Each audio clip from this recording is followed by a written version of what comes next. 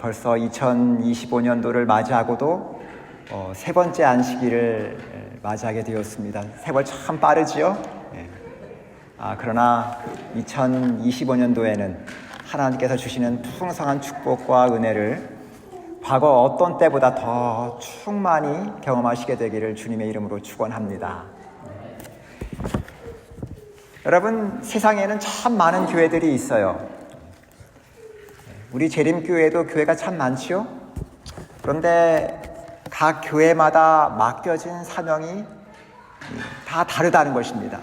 어떤 교회를 가보면 아주 보수적인 분들이 모여서 신앙을 하시는 교회가 있고, 어떤 교회를 가보면 젊은이들이 모여서 예배를 드리는 교회도 있고요.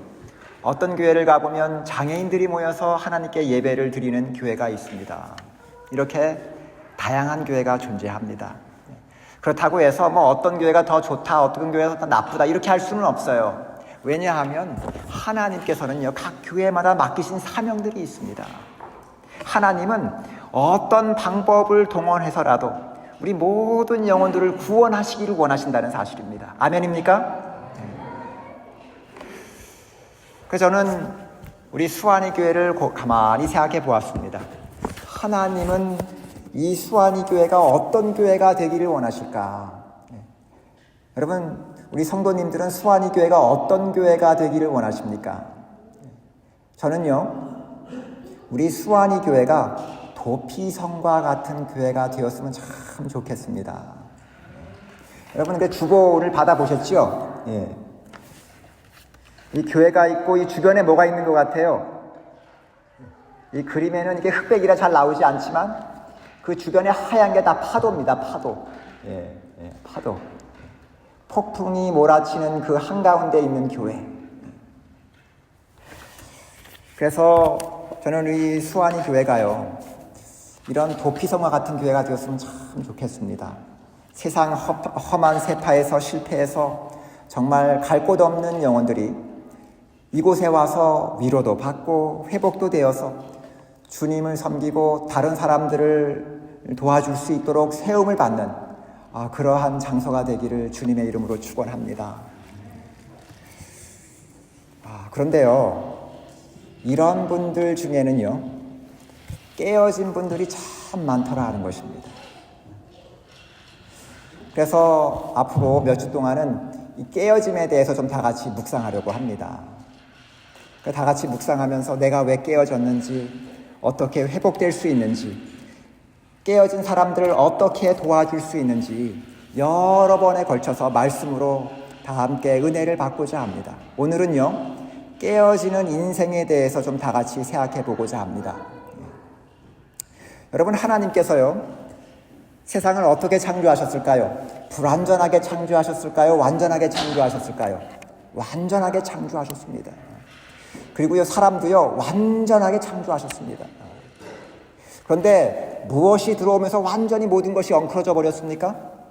죄가 들어오면서부터 이 세상을 완전히 망가뜨렸고요, 모든 것을 불완전하게 만들었습니다. 그래서 여러분, 우리 인간은 이 불완전한 세상에 살아가면서요, 불완전한 환경에 놓이게 되었습니다. 그런데 여러분, 세상의 환경과 이 세상만 불완전하게 되었을까요? 아니죠. 무엇도 망가졌어요? 우리도 망가졌어요, 우리도. 그래서 우리도요, 불완전한 세상에서 불완전한 인생을 살아가게 된다는 것입니다. 어느 인생도요, 완전한 환경, 완전한 인생을 살아가는 사람은 아무도 없습니다. 그러다 보니까 어떨 때가 있습니까? 삶이 깨어질 때가 있습니다. 여러분, 세상에서 깨어짐 없이 완전한 삶을 사는 사람이 있을까요? 없을까요? 아무도 없다는 사실입니다. 세상을 살아가는 모든 사람들은 다 깨어짐을 경험합니다. 그런데 차이가 무엇일까요? 얼마나 자주, 얼마나 크게, 무엇 때문에 깨어지냐, 그 차이밖에 없어요. 다 깨어집니다. 그리고 우리는 쉽게 깨어지는 존재라는 사실이죠. 그래서 하나님께서 우리의 인생을 무엇에 비유하셨습니까? 질그릇에 비유해 주셨습니다. 질그릇. 질그릇이 무엇일까요, 여러분? 질그릇은 무엇으로 만드는 그릇이에요? 진흙으로. 그래서 이 진흙으로 빚어낸 그릇인데요. 장점은 뭘까요? 질그릇의 장점은 만들기 쉽다는 것입니다. 누구라도 만들 수 있어요. 질그릇은요. 또 굽기도 아주 쉽고요. 값이 아주 싸다는 것입니다. 그 단점은 뭘까요? 아주 투박해요. 아무나 만들 수 있으니까 뭐 투박하겠죠. 그리고 깨지기도 잘하더라. 그게 우리의 인생이에요, 여러분. 우리의 인생이 아주 매끄럽고 아주 단단하기를 바라지만 우리의 인생은 투박하고 아주 깨지기 쉬운 질그릇이라는 사실입니다. 누가 보시기에요? 하나님 보시기에. 그래서 여러분, 우리의 몸도 우리의 마음도 우리의 영혼도 질그릇처럼 잘 깨진다는 사실이죠. 그런데 여러분, 우리가 깨어질 때는요, 나만 깨지는 것 같아요. 그래서 너무나 외롭고 절망적이고 견디기가 참 어려워요. 나만 깨지니까. 다른 사람들은 다 멀쩡하게 잘 사는 것 같은데 왜 나만 이럴까? 그러니까 얼마나 괴롭고 얼마나 외롭겠어요. 그런데 여러분, 사실은요, 그렇지 않다는 거죠. 모든 사람들이 다 깨어지더라 하는 것입니다. 그래서 여러분, 제가 우리 교우님들의 이야기를 다 들어보면 어쩜 그렇게 사연이 많은지 몰라요. 눈물도 많고 고통이 얼마나 많은지 몰라요. 남편 때문에, 자녀 때문에, 재물 때문에, 또 누군가를 믿었는데 그 사람 때문에 마음의 상처를 받고 깨어짐을 경험할 때가 얼마나 많은지 모릅니다. 그렇다고 여러분, 우리같이 보통 사람들만 깨어지는 게 아니에요. 심지어는 누구도 깨어지더라? 성경에 기록되어 있는 그렇게 많은 인물들도 다 깨어짐을 경험하더라 하는 것입니다. 여기에는 의롭고 위대했던 인물들도 예외가 아니었습니다. 아담과 이브도 깨어지고요, 야곱도 깨어지고, 요셉도, 모세도, 욥도, 다윗도. 또 이름 대보세요, 여러분. 안 깨어진 사람들이 있는가? 다니엘도 깨졌고, 다윗도 깨졌고요, 이사야도 깨졌고, 예레미야도 깨졌고요, 심지어는 누구도요? 예수님도 깨졌다는 사실입니다. 누구의 죄 때문에? 우리의 죄 때문에. 예수님이 깨진 건 자신이 잘못해서가 아니라 우리의 죄 때문에 깨지신 분이에요, 예수님은. 그렇다고 해서 깨어짐이 쉽다는 말은 아닙니다. 모든 사람들이 깨어진다고 해서 그 깨어짐이 쉽다는 말은 아니에요. 그것은 너무나 견디기가 어렵고 힘든 일입니다. 그래서 우리는 그것을 깨어짐이라고 불러요. 그렇다면 여러분, 깨어짐이 뭘까요? 우리 일상에서 흔하게 일어나는 기분 나쁜 일들, 상처들, 불쾌한 일들, 그런 것들을 깨어짐이라고 부르지 않습니다. 깨어짐이 무엇인가? 우리의 삶이 완전히 산산조각이 나서 다시 회복할 수 없다고 느끼는 상태를 깨어짐이라고 부릅니다. 여러분, 살다 보면 조금 기스가 나죠, 우리의 삶에. 누구하고 부딪혀서, 또 누구하고 말다투면서 인생에 조금 기스가 나기도 하고, 조금 망가지기도 하고, 그런 것은 대충 고쳐서 얼마든지 인생을 살아갈 수 있습니다. 그런데요, 인생이 산산조각이 나면 그것은 고쳤을 수 없다는 사실이죠. 때로는 상황이 좋지 않아서 꿈과 희망조차 가질 수 없고요, 자존심과 자신감이 무너지고 자신이 너무나 부끄러우며 모든 관계가 끊어져서 그 누구에게도 도움을 받을 수 없으며 위로를 받을 수 없을 때가 있습니다. 이렇게 삶이 망가질 대로 망가지고 절망적이고 두려운 상황을 어쩔 수 없이 버텨야 하는 상황을 깨어짐이라고 부르는 것입니다. 여러분, 이런 깨어짐을 경험하신 적이 있으십니까? 여러분, 왜 우리가 이런 상황을 맞이하게 될까요? 그 이유는 다양하죠. 먼저 환경 때문에 우리는 깨어짐을 경험합니다. 하나님이 세상을 완전하고 아름답게 창조하셨지만 무엇이 들어오면서요? 죄가 들어오면서부터 이 세상의 환경도 불안전하고 쇠퇴해져 갑니다. 도처에서 무엇이 일어납니까? 지진도 일어나고 허리케인도 나고 쓰나미가 발생합니다. 산불도 납니다. 나와 아무런 상관없이 전쟁이 일어납니다. 내가 계획도 하지 않았는데 나랑은 아무런 상관이 없는데 전쟁이 일어나더라 하는 것입니다. 그래서 나의 삶의 터전을 잃어버리고 사랑하는 사람을 잃어버리고요. 성경은 마지막이 될수록 이런 재해들이 더 심화될 것이라고 예언하고 있습니다. 질병도 그렇죠. 여기 계시는 분들 중에 나 질병 나고 싶다 이러신 분들 계십니까? 한 분도 없을 거예요. 나는 안 아프고 싶지, 아프고 싶은 사람은 아무도 없습니다. 그런데 질병이 나더라 하는 것입니다. 어떤 경우에 내가 관리를 못해서 질병이 날 수도 있지만 어떤 경우에는요, 유전적으로 타고나시는 분들도 있어요. 세상에는 불가항력적인 질병이 참 많습니다. 아무리 건강식하고 아무리 운동을 해도 병이 나는 분들이 있더라 하는 것입니다. 또 어떤 분들은 규명하지 못한 바이러스 감염으로 병에 걸리거나 사망하기도 하더라 하는 것입니다. 그뿐만 아니라 불완전한 인간들이 만들어 놓은 환경에서 수많은 불의의 사건, 사고들이 발생합니다. 우리가 선택하지도 않았고 기대하지도 않았는데 우리는 어느새 피해자가 되어 있더라 하는 것입니다. 우리는 이런 환경 속에서 어쩔 수 없이 심각한 고통과 절망 속에서 깨어짐을 경험하게 되는 것입니다. 두 번째는 사람들로 인해서 깨어짐을 경험하는 것입니다. 사람들 때문에. 여러분, 사람이 죄를 짓고 타락하면서 본성이 악해지고 삐뚤어졌죠. 우리는 이것을 죄된 성향이라고 부릅니다. 그래서 우리 속에 다 죄된 성향들이 다 꿈틀거려요. 여기 있는 오상준 목사도 거룩한 척 설교하고 있지만 그 속에는 악한 마음들이 꿈틀거립니다. 여러분들만 그런 게 아니에요. 그래서 예수님께서 뭐라고 말씀하셨어요? 마가복음 7장을 보시면 이렇게 말씀하셨습니다. 또 가라사대 사람에게서 나오는 그것이 사람을 더럽게 하느니라.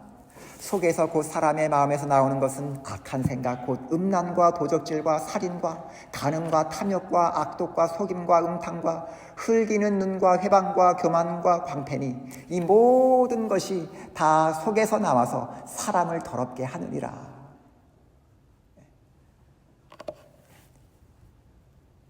근데 그런 것만 있는 게 아니죠. 우리 속에는 시기와 질투와 교만 그리고 악한 욕망들이 계속해서 꿈틀거리죠. 그리고 이런 악한 마음들이요, 내 마음에 들지 않는 사람들을 향해서 내뿜어질 수도 있다는 것입니다. 그래서 그 사람은요, 아무런 상관없이 자신이 선택하지도 않았는데 그 악한 마음의 희생제물이 되기도 한다는 것입니다. 그래서 폭행을 당하기도 하고 따돌림을 당하고 단절이 되고 비방을 당하고 무자비함을 경험하기도 하고요. 이런 상황 속에서 우리는 어쩔 수 없이 깨어짐을 경험할 때가 있다는 것입니다. 세 번째는 누구의 선택으로? 내 자신의 선택으로 깨어짐을 경험할 때가 있다는 것입니다. 여러분, 우리는 살아가면서 수많은 선택을 하죠. 무엇을 먹을까, 무엇을 입을까부터 시작해서 학교, 직장, 결혼에 이르기까지 수많은 선택을 합니다. 그런데 다 좋은 선택만 할까요? 어떤 때는 정보가 부족해서, 어떤 때는 어느 사람을 너무나 믿어서 선택을 했는데 선택이 잘못될 때가 있죠. 그래서 물리적 손해나 마음의 상처를 가져다 줄 때가 있습니다. 그래서 어떤 때는 돈도 뜯기고 사람도 잃고 마음도 다치고. 누구의 이야기예요, 여러분? 우리들 이야기잖아요. 그런데 여러분, 이게 죄되고 악한 마음이 아니라 미숙함이나 순진함 때문에 이런 경우들을 경험하게 됩니다. 그런데 여러분, 우리가 알아야 할 사실은요, 우리가 미숙하다고 순진하다고 상처나 고통이 우리를 비껴가지는 않더라는 것입니다. 우리가 틈을 보이는 순간 여지없이 고통과 아픔은 우리의 틈을 파고들고요, 우리를 깨뜨리더라 하는 것입니다. 고통과 아픔은요, 인정이 없어요. 인정머리가 없습니다. 우리가 틈만 내주면 어느새 우리 삶에 들어와서 우리 삶을 깨트려버려요. 네 번째는 죄죠. 죄 때문에 우리가 깨어짐을 경험합니다. 특별히 우리의 죄가 폭로되고 그의 이 죄의 대가를 치루어야 할 때 참담함을 경험하죠. 그때는요, 우리가 그동안 가지고 있었던 모든 선한 이미지들이 다 깨어지죠. 그리고 우리의 영적 자신감이 깨어집니다. 왜 그럴까요? 이것은 우리가 죄인 줄 알면서도 선택했기 때문에 그렇습니다. 그리고 하나님으로부터 단절되죠. 사람들에게 비난을 받습니다. 그리고 우리에게 조금이라도 양심이 있다면 그 양심은 우리를 괴롭힙니다. 근데 이런 깨어짐은요, 다른 어떤 깨어짐보다 훨씬 더 아프다고 하는 사실입니다. 왜냐하면 내가 선택했기 때문에 다른 사람을 원망할 수도 없어요. 다른 것을 원망할 수도 없고 하나님을 원망할 수도 없습니다. 내가 선택했잖아요. 이게 다윗의 경우였습니다.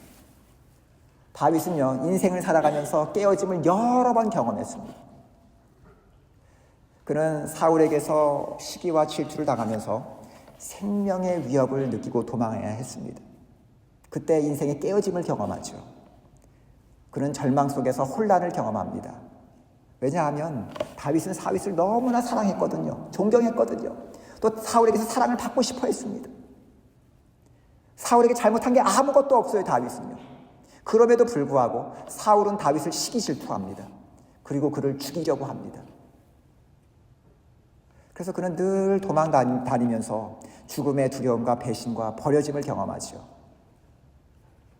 그래서 시편 22편을 보면 뭐라고 기도합니까? 나의 하나님, 나의 하나님, 어찌하여 나를 버리셨나이까?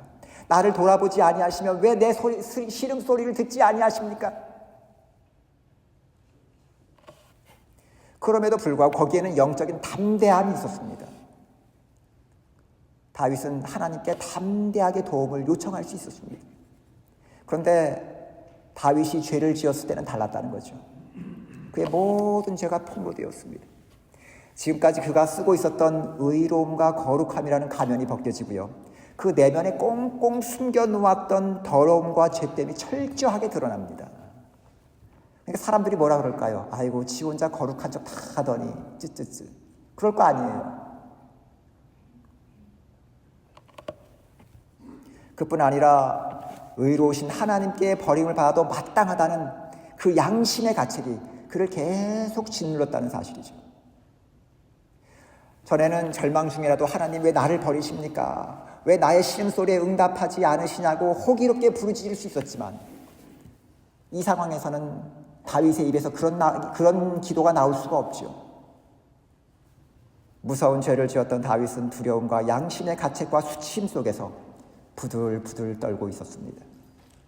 그는 자신의 죄로 말미암아 수치와 절망 속에서 완전히 깨어짐을 경험한 것입니다.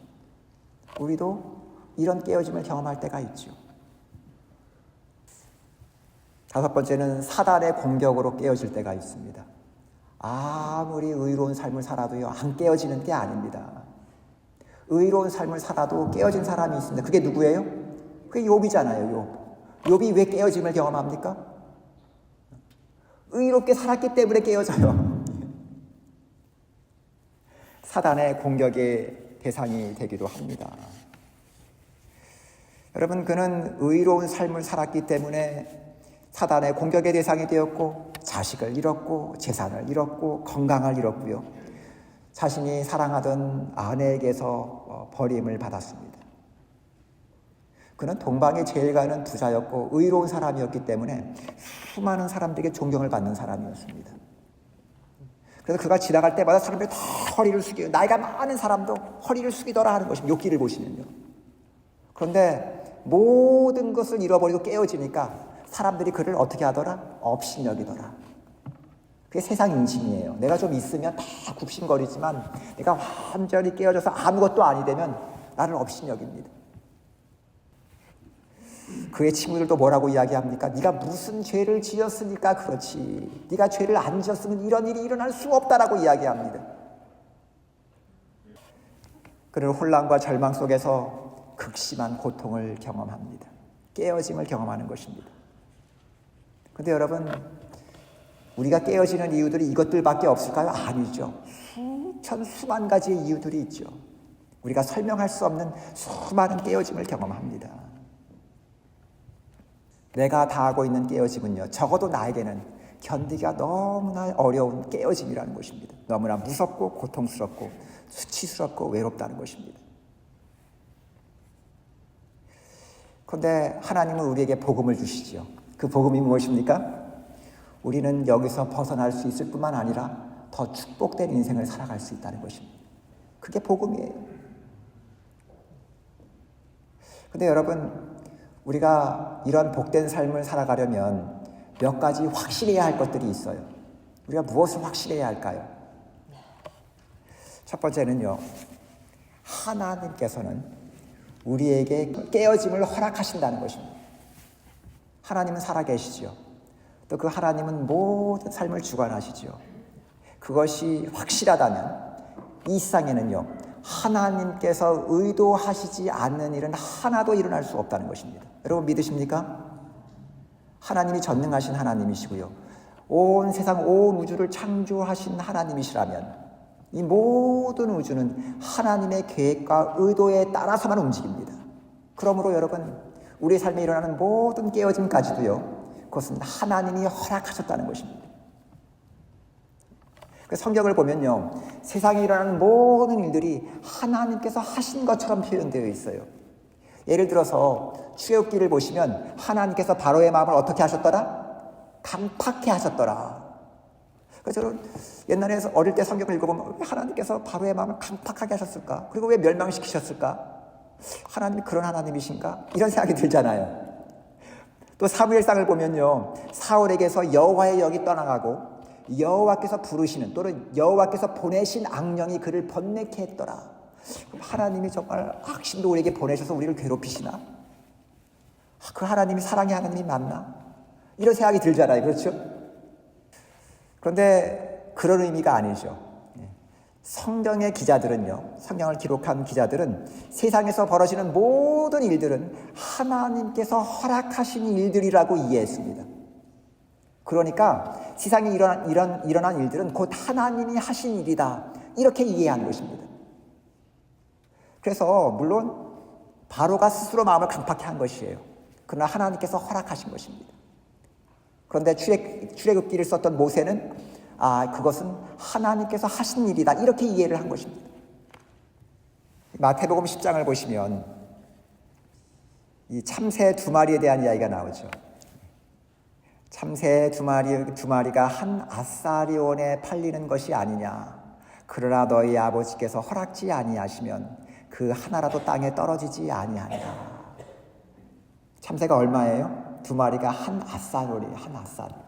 한 아사리온을 이 달러로 계산하면 약 5불 정도 됩니다. 5불 정도.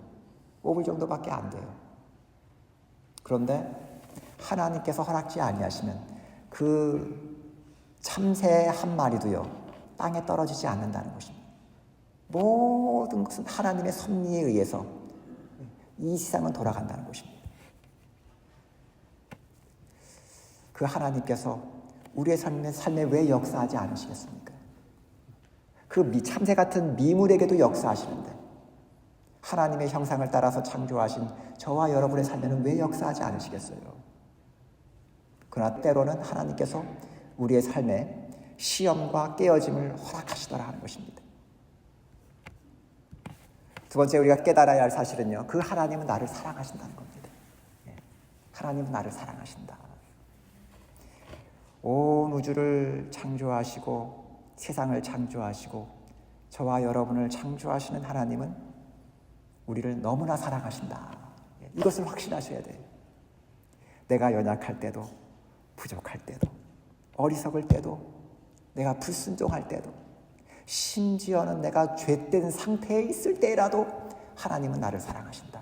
그 확신이 여러분들 마음가운데 있어야 돼요. 하나님은 내가 의로울 때만 사랑하시는 분이 아니에요. 내가 하나님을 등지고 내가 세상을 나아갈 때라도, 죄된 삶을 살아갈 때라도 하나님은 나를 사랑하신다. 그래서 제가 제일 좋아하는 말씀이잖아요. 제가 제일 좋아하는 말씀이 로마서 5장 8절.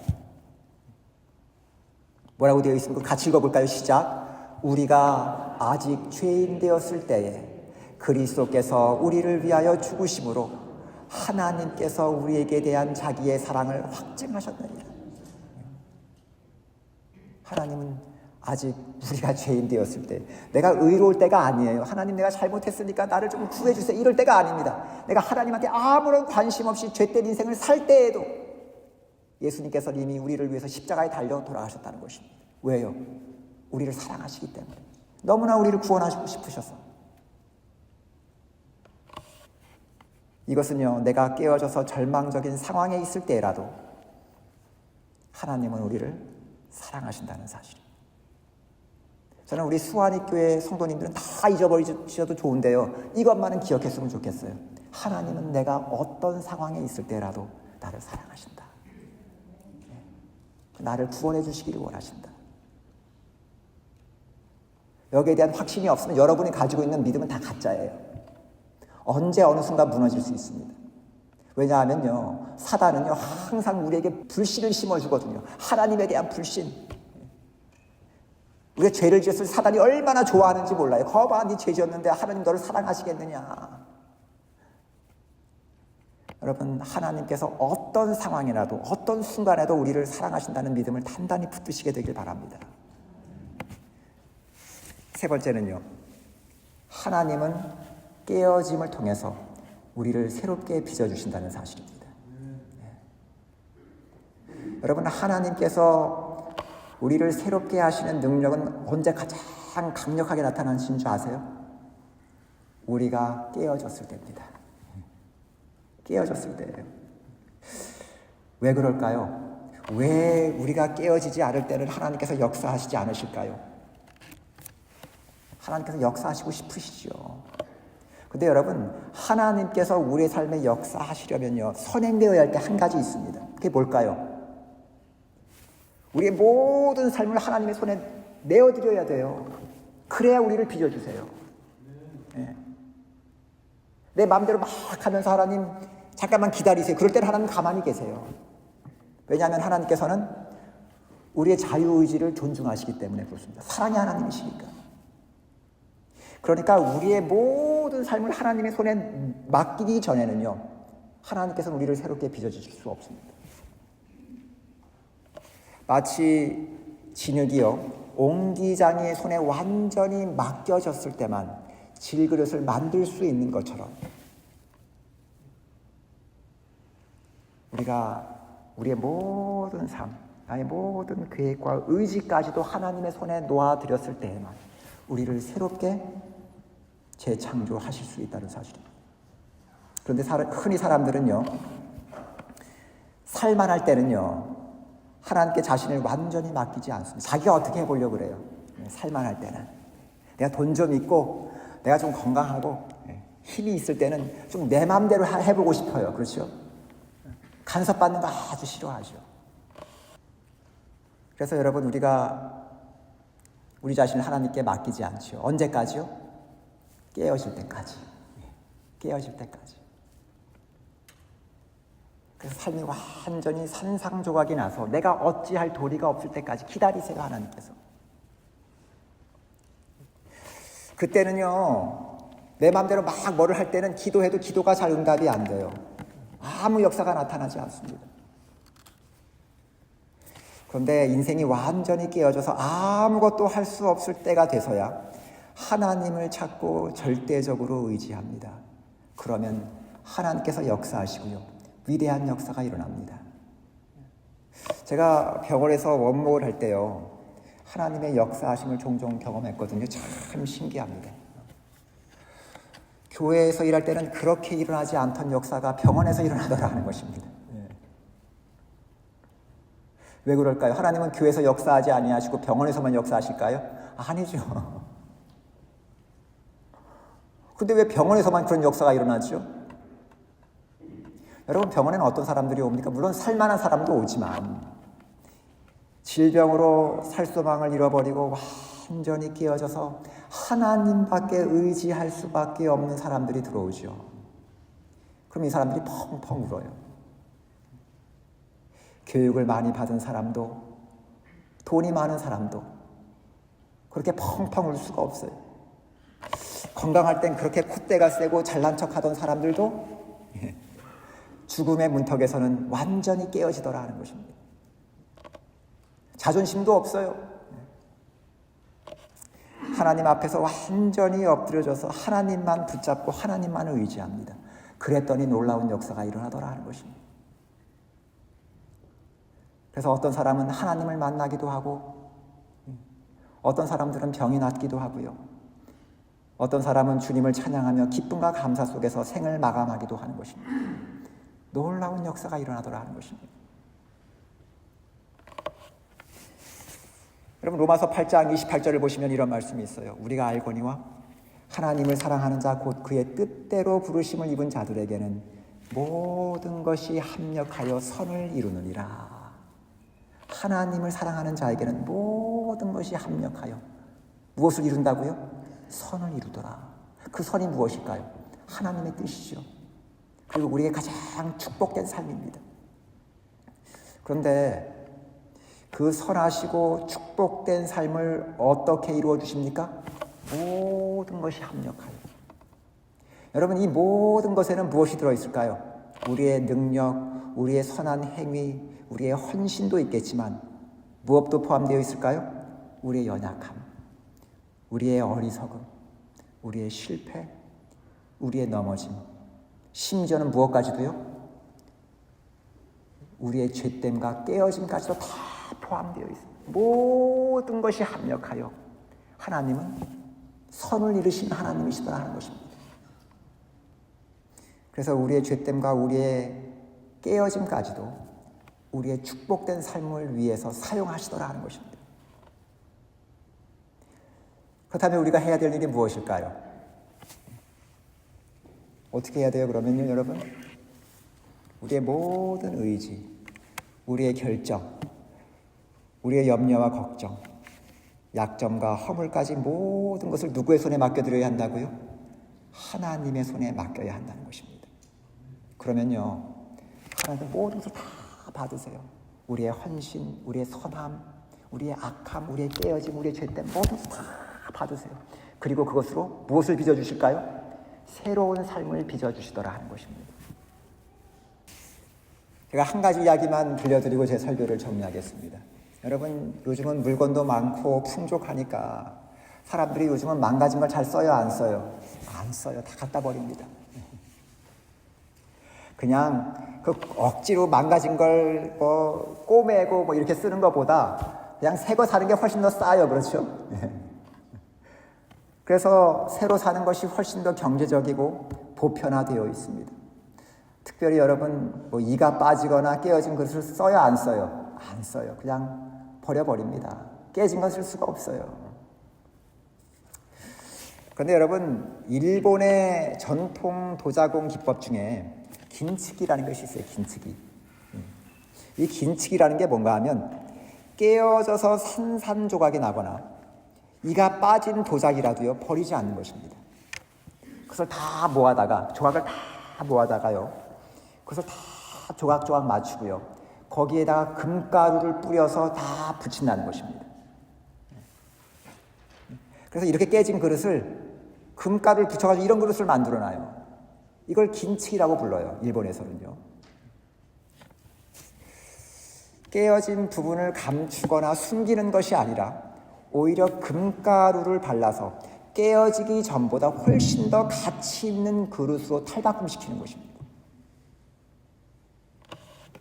여러분, 물론 금가루를 붙여가지고 그릇을 완성시키는 것은 쉬울까요? 어려울까요? 어려워요. 시간도 많이 들리고. 그러나 이렇게 금을 발라서 깨어진 조각들을 다 이어붙이면 독특한 그릇이 된다는 것입니다. 그래서 이 그릇만이 가지고 있는 스토리와 역사와 아름다움을 담고 있는 명품 그릇으로 탈바꿈된다는 것입니다. 어찌 보면 물건에 담긴 추억과 애정을 그냥 흘려보내지 않고요, 소중히 여기는 일본스러운 정서가 아닐 수 없습니다. 저는 여기에 아주 굉장한 교훈이 있다고 저는 생각해요. 하나님은요, 우리 인생이 깨어졌다고 해서 버리지 않으세요. 우리는 버리죠. 또 우리는 그런 사람을 멀리 하려고 합니다. 사람은요, 자기에게 도움이 되는 사람만 가까이 하려고 그래요. 깨어진 사람, 상처난 사람, 별로 사람들에게 인정받지 못하는 사람들은 멀리 하죠. 근데 하나님은 그러지 않으세요. 하나님은 깨어진 사람도 사랑하세요. 그리고 어떻게 하실까요? 그 깨어진 조각을 다 맞춰주세요. 그리고 그 깨어진 틈에 무엇을 부어주실까요? 하나님의 사랑과 은혜를 부어주십니다. 그러면 어떤 그릇이 될까요? 우리는요? 전혀 다른, 과거보다 훨씬 더 아름다운 명품 인생이 되는 것입니다. 여러분, 우리의 인생이 어떠하십니까? 여러분, 조금 깨어져 있습니까? 아니면 산산조각이 나서 다시 맞추기가 어려우십니까? 아니면 자신의 인생이 너무나 부끄럽기도 하고 미래가 두려우십니까? 여러분, 혹시 그런 분들이 계신다면 다 괜찮습니다. 조금 흠이 난 그릇, 깨어진 그릇 상관없어요. 하나님은 다 받아주십니다. 그리고요, 우리의 삶이 깨어졌다고 할지라도, 흠이 났다 할지라도 하나님 거기에 무엇을 발라주세요? 하나님의 금으로 발라주세요. 금으로. 하나님의 사랑과 은으로 발라주십니다. 그리고 우리를 더 아름다운 명품 인생으로 만들어주십니다. 그러므로 여러분, 저는 이 시간 여기 계신 우리 모든 성도님들에게 호소합니다. 여러분의 인생이 어떤 인생이든지 상관없어요. 하나님께서 지난 과거가 어땠냐고 묻지 않으세요. 인생이 깨어져도 상관없습니다. 여러분의 모든 인생을 하나님의 손에 놓기만 하면 됩니다. 그게 어려운 것 같지만 어떻게 보면 또 쉬워요. 어차피 깨어졌기 때문에 우리가 어쩔 도리가 없잖아요. 너무나 창피하잖아요. 부끄럽잖아요. 하나님 상관없다는 사실. 하나님은 하나님이세요. 하나님이세요. 우리 아무런 부끄러운 인생, 깨어진 인생도 다 받아주시고요. 우리를 더 온전한 인생, 더 아름다운 인생으로 만들어주신다는 사실. 저는 우리 여기 계신 우리 모든 성도님들이 여러분의 인생을 하나님의 손에 맡겨드리시게 되기를 간절히 바랍니다. 그래서 2025년도에는 주님의 은혜 때문에, 그 주님의 놀라운 사랑 때문에 우리가 더 놀라운 그 축복된 인생, 아름다운 인생, 하나님의 은혜가 넘치는 인생으로 바뀌어지게 되기를 간절히 바라면서 오늘 설교를 마칩니다. 감사합니다.